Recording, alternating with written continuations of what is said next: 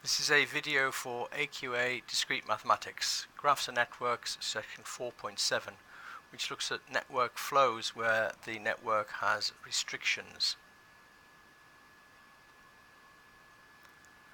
Well, we've already considered this particular network in a previous video, and we found that a possible maximum flow was given by this diagram here, where you can see that there is a flow into A of 8 and 4 and then out 12. So this was quite possible because if we look at the lines coming into A, there are capacities 10, 6 and 5 and a capacity from A going to B of 12. But often we have to consider the idea of a restriction. For example, think about the lines from S to A, D to A and C to A as being three corridors which converge at a set of doors going outside. Now the door itself could be a restriction on the flow. Outside there might be another walkway which has got a capacity of 12, but it might be that although we can supply 10, 6 and 5 into this, the doorway itself can only allow a passage of, let's say, 8.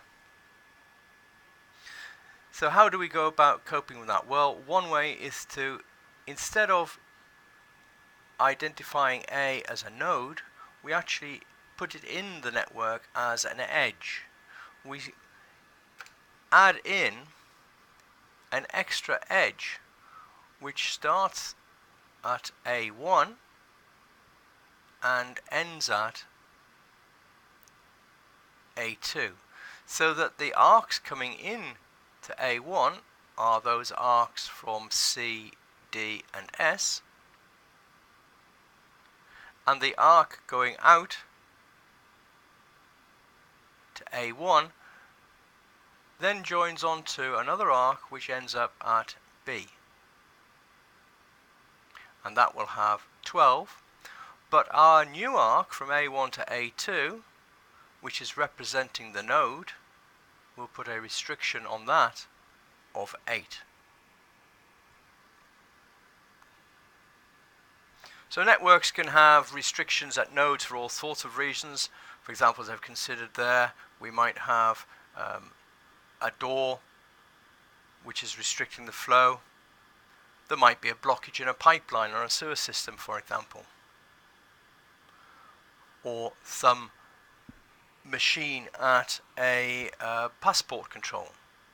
So many reasons.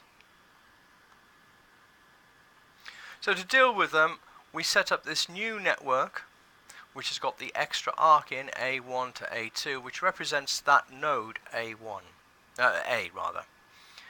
Now after that, the process is exactly the same as before. We can construct a network which shows potential increases and decreases. So for example, if we consider a 0 flow to start off with, then our potential increases would be 8 and 0 on SD. We look for flow augmenting paths as before, through to the point where we get a maximal flow that we can use on this particular network here using the max flow min cut theorem to prove that it's a maximum.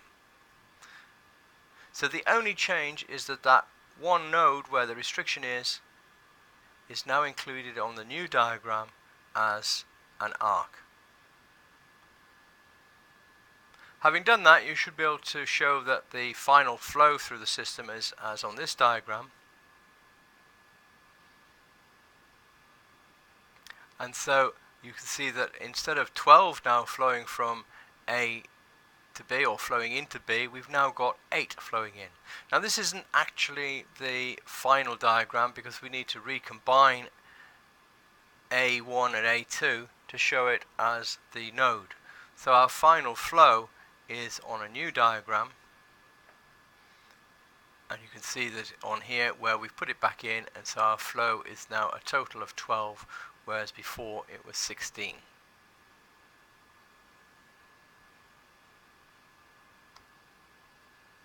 Well, that concludes this video on restricted flows, and indeed concludes the series of videos on graphs and networks 4.